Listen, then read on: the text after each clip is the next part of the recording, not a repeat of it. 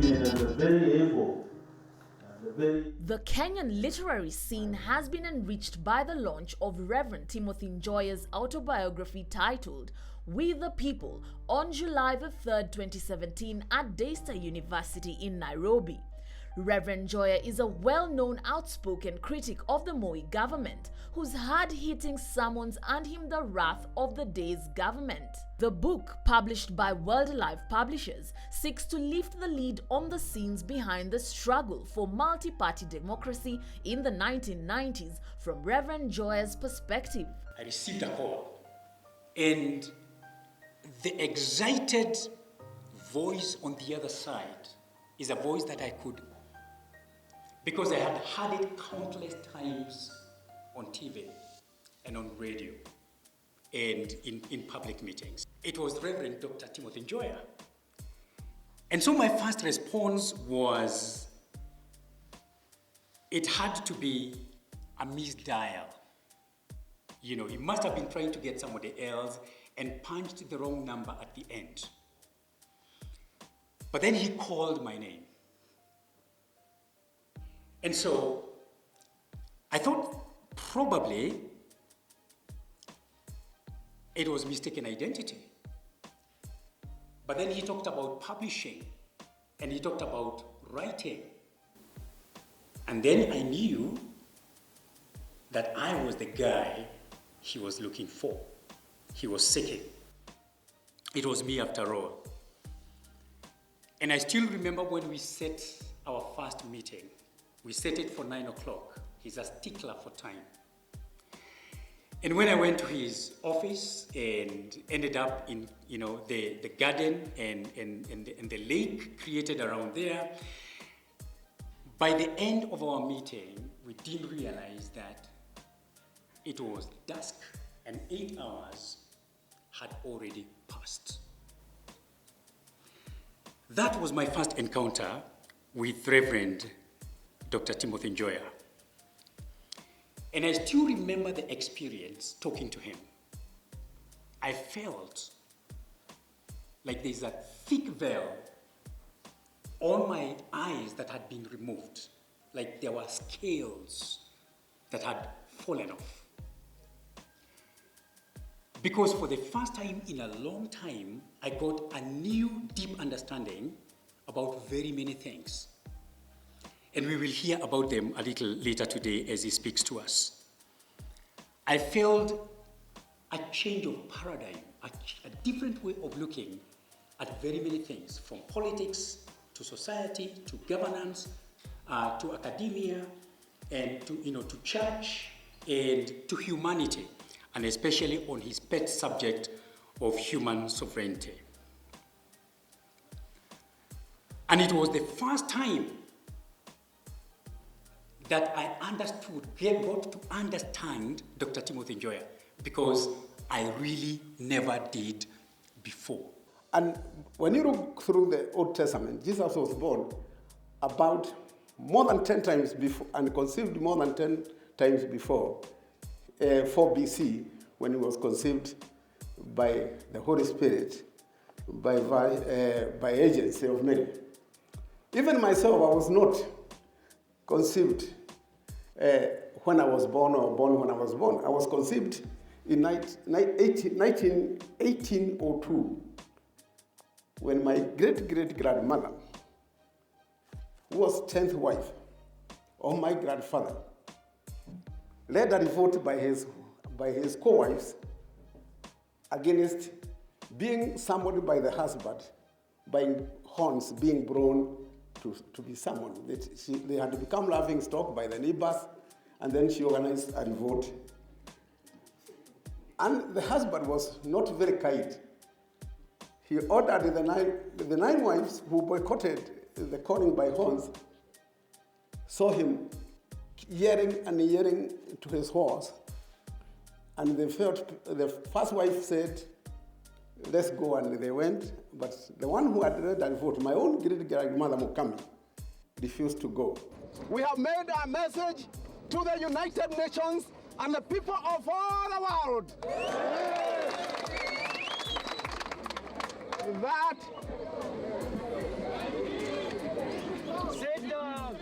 some of the most memorable events captured in We the People memoir include government machinery bludgeoning a flawed reverend,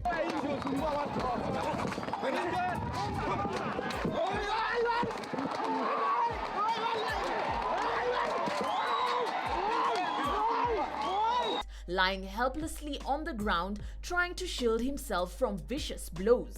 That man is Reverend Timothy Njoya. A similar incident was also recorded on May 23, 1997, when Dr. Njoya was assaulted by anti-riot police as he led the National Executive Council, a constitutional change lobby, to Kamkunji grounds to launch the agenda for a new constitution. This was in the days when the fight for political reforms in Kenya was at its peak. If you think somebody invented heaven for fun, it was not for fun. You cannot live this life in this world without a vision of what you want to be in the future. That's what it is. And so, throughout the ages, philosophers have always attempted to distinguish selfhood as a from social identity, from what we are, and projecting it beyond where it is by seeing it in terms of utopia. And that's what I have been seeing in Kenya. And also atheists do the same. They don't accept things as they are. That's why they are atheists. They accept things as the way things should be and ought to be. And that's how things are. Things are what they shall be, not what they are now. And what they are now is in the tendency to be what they will be. And that's what children are born, they grow. And therefore, there are many other philosophical views which inform my book. But one is that we, as a Kenyan country, we were created in a way it was inhuman, no dignity, no identity, no sovereignty. Because in 1888, by Queen's order in council, William McKinnon was given Kenya to make it part of not an overseas market, but part of the British overseas market, and to make Kenya part of the British overseas property. You read the charter, that's what it says, the bare charter. We are part of the British overseas market and part of the British overseas and human. And Charles Heriot came and added sort. He signed a document which said Kenya is a crown property, a crown colony, and the Kenyans are tenants at the will of the crown. We are tenants at the will of the crown. We have no existence of our own. Njoya was the man who had the unbelievable reputation of being fought both by the state he criticized and the church he served. His book sheds light on some of unknown happenings that led to this historic events. We shall remain ever valuable to the state for three things: our taxes, our labor, and our vote. It's like we are like cows being milked votes, and like goats being milked taxes, and like camels being milked labor. We still belong to the state. Votes not belong to us, they belong to the state. What belongs to us is the sovereign will to govern ourselves. They are simply expressions of our will. We the People is the latest in a list of memoirs of prominent Kenyan individuals that have been published in the recent past. Timothy Murere Njoya is a retired Presbyterian minister, a human rights activist, and a theologian. During the repressive Moi regime, Njoya turned the church pulpit into a platform to demand for political and social justice reforms in Kenya. Reading Njoya's book is very interesting to see how we are not fully liberated from colonialism and exploitation. His book does exemplify to us the myths that have come before us, especially the myth of slave trade. I've always wondered how in the days when there was no Google map, that a white man or an Arab could have left his home, come across the seas, and capture Africans in their jungle villages, march them to the coast, and transfer them to foreign lands to provide free human labor.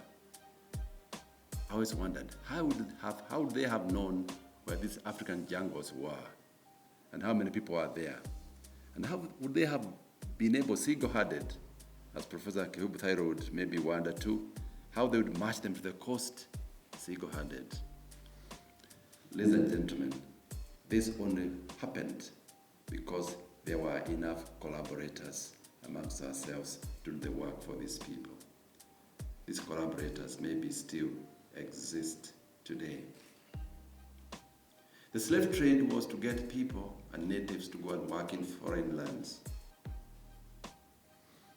But when the church, through people like William Wilberforce, stood up against slavery, those clever people realized it is too expensive to transfer the natives to the plantations.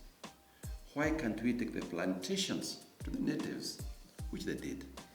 And they brought them here, and we worked in their plantations and their ranches for free. The spirit of emancipation and liberation came to these countries in Africa. And as we struggled to free ourselves, they became even more cleverer. Njoya was among the leading lights in the 80s and 90s from the church who mustered the nerve to speak out against brutality of Moi's government. He is also a prolific writer and an ardent student of philosophy. Reverend Njoya, ladies and gentlemen, remains true to himself and acts himself in a stage of life. He's not an actor who can be given a role to play by society like some of us take and act it in our lives. He always acts himself. I used to act in high school, and I've always imagined what would have happened if somebody gave Njoya the role of Macbeth to play on a stage. And I imagine the three witches coming and saying, "Hail, hail Macbeth." And Reverend Njoya turning unto them and saying, "Nay, nay, I am not Macbeth. I am Timothy Njoya."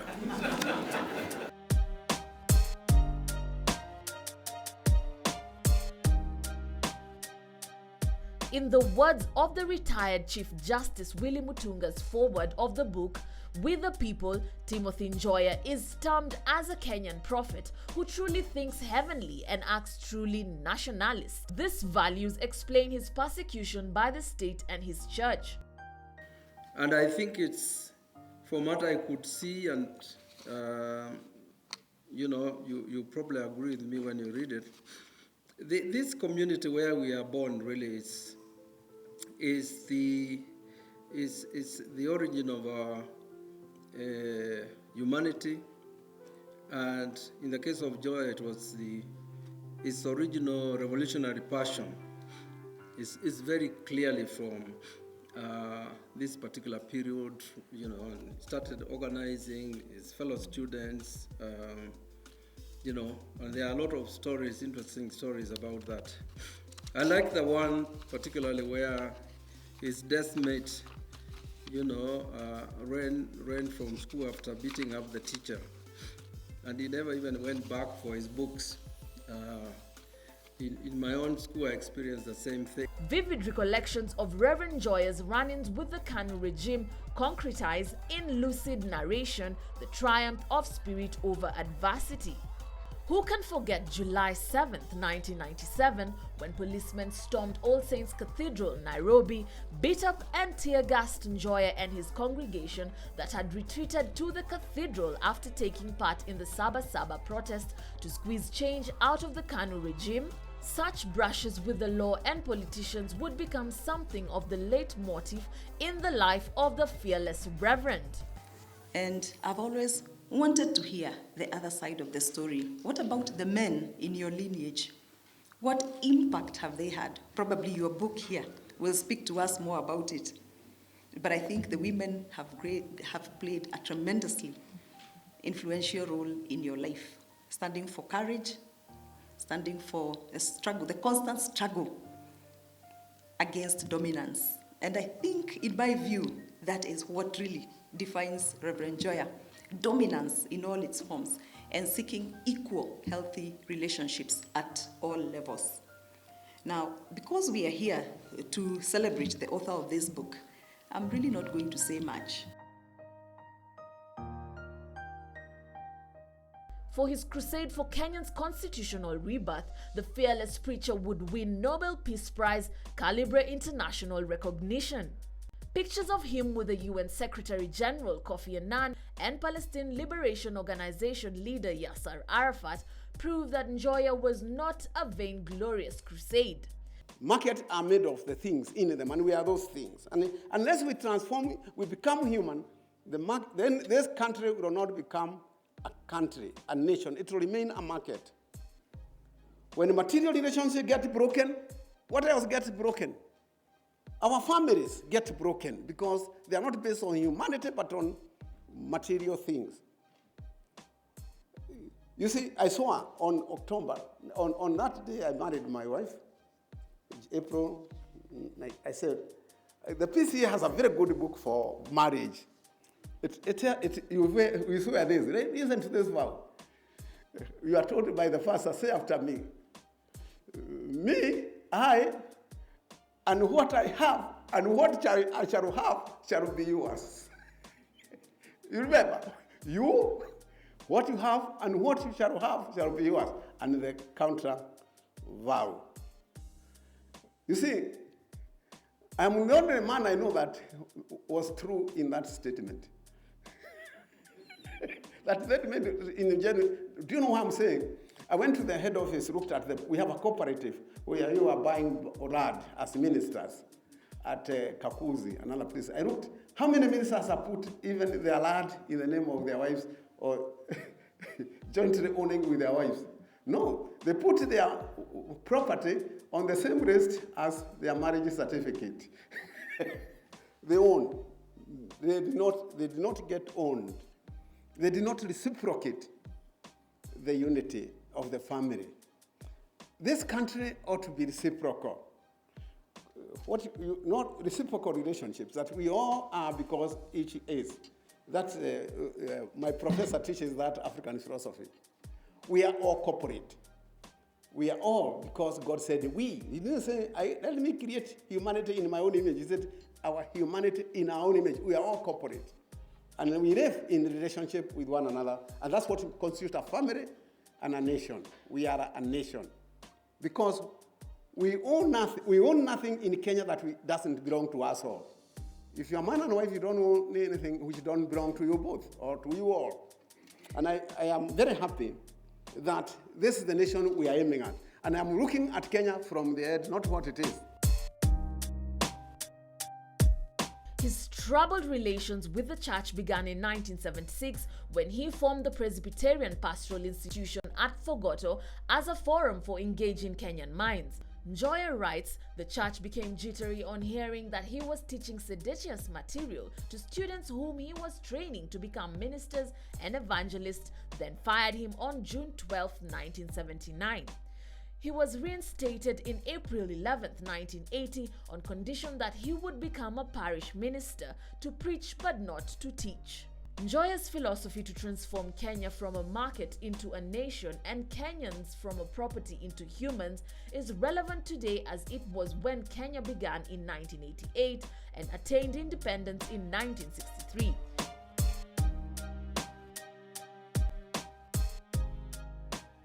We are all created in God's image.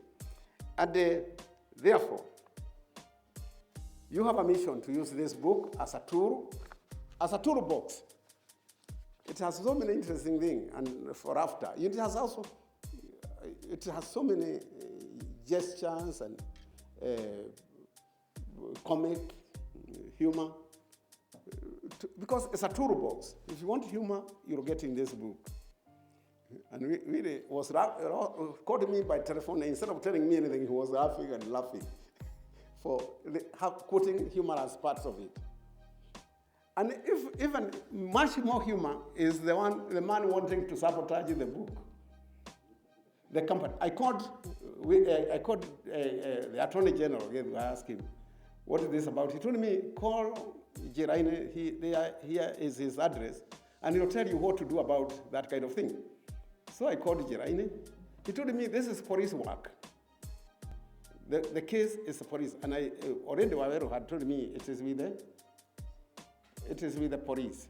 But even the police will not help ideas to spread. They are already spreading here. As Joroge was praying, what he prayed was enough, even without the book. According to him, the economic ratio between the elites and the masses is still imbalanced. The war in Kenya is not about tribe pitted against tribe, but about verticalism versus horizontalism, about the market versus the nation, property versus humans. His commitment was to build churches as maternity wards that would deliver Kenyans from the broken and unequal material relationships into moral, just, and peaceful relationships. Njoya's struggle has been with the political and religious merchants bent on turning the government and churches into butcheries for perpetuating the economic cannibalism. We the People is published by World Alive Publishers 2017. It is available at all textbook center outlets for 2,480 shillings. According to Njoya, We the People paves a dialectical way forward to the future of Kenya, Africa, and the world. I implore all Kenyans to read this book, accompany Timothy Njoya in the trenches of the struggle for the transformation of Kenya. Pray for his long life because he wants to live until he's 139. And respect his legacy by becoming the inheritors of his revolutionary spirit and activism. Use this book. If you want to tighten people whose nuts have gone loose, use this book. If you want to open people's hearts, use this book. If you want to love, there is a spanner. There is a tool for that. This is a toolbox with all kinds of tools. 3, 2, 1, the big launch. He is inspired by Amilcar Cabral, who said that not all theories are revolutionary, but there is no revolution without a revolutionary theory.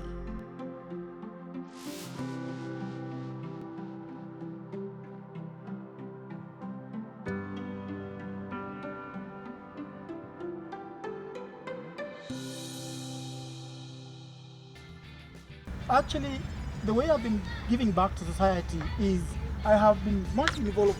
First, I became the president of the victims of the bombing.